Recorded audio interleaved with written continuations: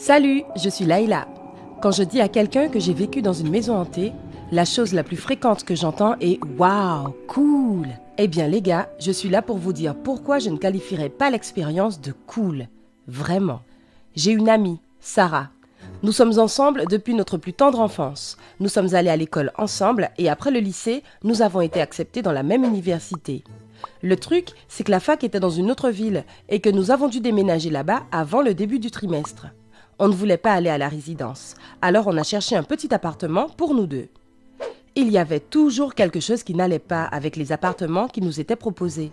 Alors on commençait à désespérer. Et tout à coup, on est tombé sur cette maison. Une vieille maison de 2 étages, presque au centre-ville mais dans un quartier calme. Et ce qui était encore plus étonnant, c'est qu'il n'y avait pas de prix. Cela aurait dû nous donner des soupçons. Mais on était un peu naïfs et on ne s'est jamais inquiété. On ne croyait pas à notre chance. Quand on a emménagé, on a été accueillis par des gens sympas qui étaient nos voisins. Un seul d'entre eux, souriant, nous a semblé un peu étrange et nous a demandé s'il y avait des raisons spéciales pour lesquelles on avait choisi cette maison. On a ri comme des idiotes et on a cru qu'il plaisantait. Maintenant, je pense qu'on aurait dû demander des explications.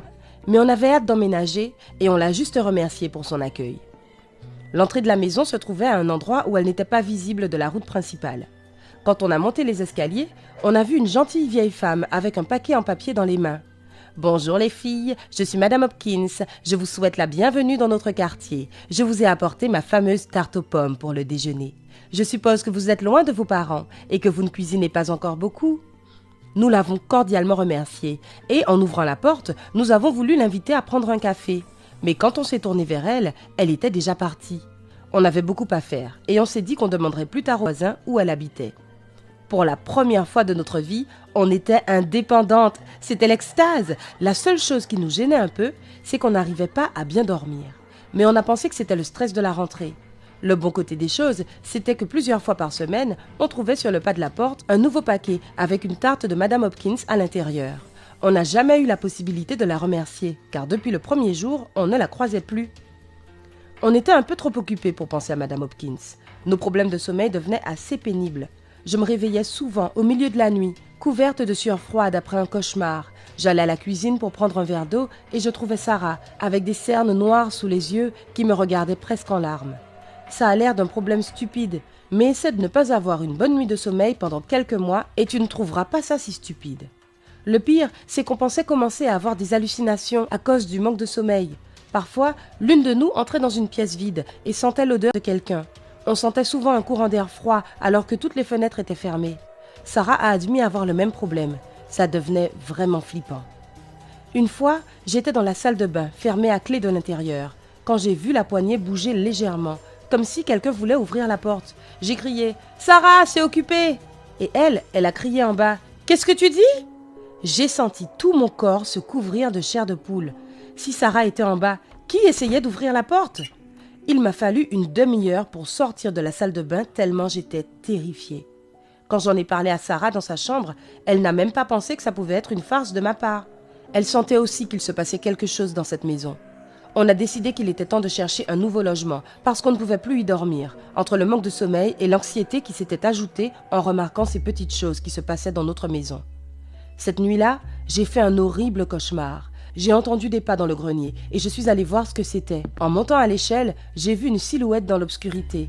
J'ai allumé la lumière et j'ai vu Madame Hopkins qui tenait une tarte dans ses mains. Elle me la tendait et souriait étrangement sans me dire un mot. J'ai crié et je me suis réveillée en tremblant. Et à ce moment précis, j'ai entendu les pas dans le grenier. Mon Dieu, je me suis cachée sous la couverture et je ne l'ai pas enlevée avant l'aube. Le matin, j'ai pris Sarah et je suis allée chez notre voisin, celui qui nous avait accueillis avec une question bizarre le premier jour, pour obtenir quelques réponses. En nous approchant de lui, je lui ai tout de suite demandé « Où peut-on rencontrer Madame Hopkins ?» Il nous a regardés avec une expression étrange et a répondu « Mais il n'y a pas de Madame Hopkins dans le quartier. Pourquoi cette question ?» On était abasourdis. « Mais on l'a rencontrée le premier jour de notre arrivée. »« Vous devez vous tromper. Madame Hopkins vivait dans votre maison, mais elle est morte il y a plusieurs années. » Après être tombée gravement malade. Elle était célèbre pour ses pâtisseries, soit dit en passant. Sans un mot, nous sommes sortis de chez lui et avons marché lentement vers chez nous. En montant les escaliers, nous avons vu un paquet en papier avec un autre gâteau de Madame Hopkins. J'étais si abasourdi par la terreur que j'étais à peine capable de faire ces 2 pas vers le paquet. Dessus, il y avait une note manuscrite qui disait « Les filles, venez me rendre visite un de ces jours ». Ce que nous avons fait, c'est qu'à ce moment-là, nous nous sommes précipités dans la maison et avons fait nos valises dans la panique la plus totale. Il nous a fallu 3 minutes pour emballer tout ce dont nous avions besoin et ne plus jamais revenir. Cette nuit-là, nos amis de la résidence ont pu nous accueillir. On a dormi sur un simple matelas, à même le sol, mais je me souviens de cette nuit-là comme l'une des meilleures de ma vie. Alors, quand tu penses que vivre dans une maison hantée est cool, réfléchis à 2 fois. Dans la vie réelle, c'est encore plus effrayant que dans les films d'horreur. Eh bien, j'espère que tu ne te retrouveras jamais dans une telle situation. Mais si tu as quelque chose de semblable à